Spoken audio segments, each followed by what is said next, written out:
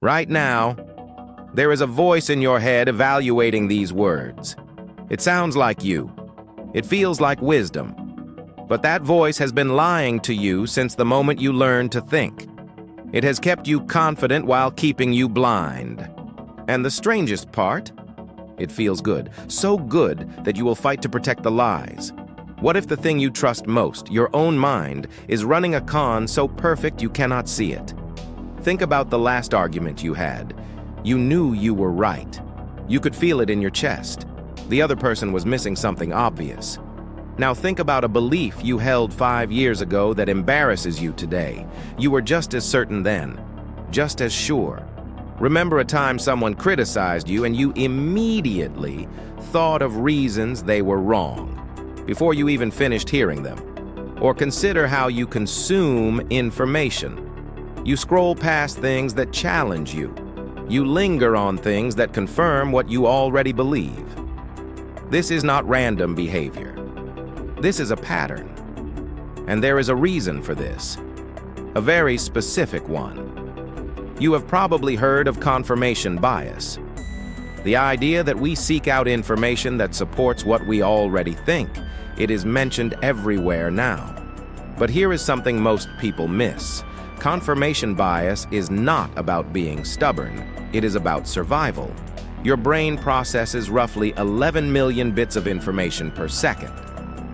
You are only conscious of about 50. That means your brain is making decisions about what to show you and what to hide without ever consulting the part of you that thinks it is in charge. The filter is not neutral. It is designed to protect your existing worldview like an immune system protects the body.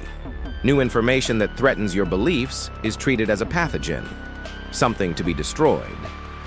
But this is only the surface. In the 1970s, Stanford psychologist Lee Ross discovered something that should have changed how we see ourselves. He called it naive realism. Here is the premise. You believe you see the world as it actually is, not a version of it, not an interpretation, the real thing. And because you believe this, you assume anyone who disagrees with you is either uninformed, stupid, or lying. Ross demonstrated this in study after study. People on opposite sides of political debates each believed they were being objective. They each thought the other side was biased.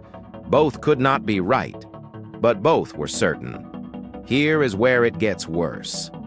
Ross found that the smarter you are, the better you become at constructing arguments to defend your existing position.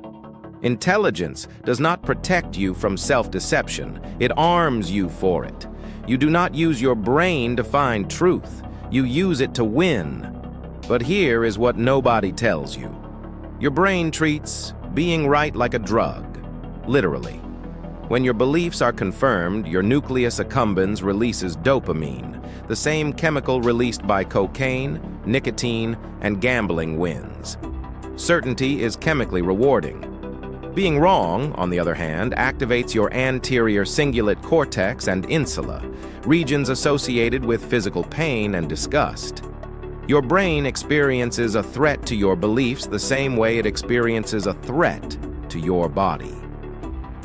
This is why changing your mind feels like dying a little. Nobel laureate Daniel Kahneman spent decades documenting what he called System 1 thinking. The fast, automatic, emotional brain that makes decisions before your conscious mind even wakes up. System 1 decides what you believe. System 2, your rational mind, just writes the press release. You are not a truth-seeking machine. You are a belief defense system that learned to talk. This is not a character flaw, this is architecture. Your ancestors who questioned themselves got eaten. The ones who acted with certainty survived. You inherited a brain built for conviction, not accuracy. Somewhere in the last few minutes, your brain did something predictable. It found a way to exempt you from what you just heard. Maybe you thought of someone else who really needs this message. Maybe you told yourself you are more self-aware than most people. Maybe you already started constructing an exception, a reason why this applies to others, but not to you. That thought, that quiet feeling of being the one who sees clearly, is the exact mechanism we have been discussing. It is happening right now. You are watching a video about self-deception while your brain runs a self-deception subroutine in the background. So here is not a solution. Here is a question. What if the beliefs you hold most tightly, the ones you would never question, are the ones most in need of questioning? There is a strange freedom in realizing you have been wrong about being right, not defeated, freed. Because if your brain lies to protect you, then doubt is not weakness. Doubt is the first moment of actual seeing.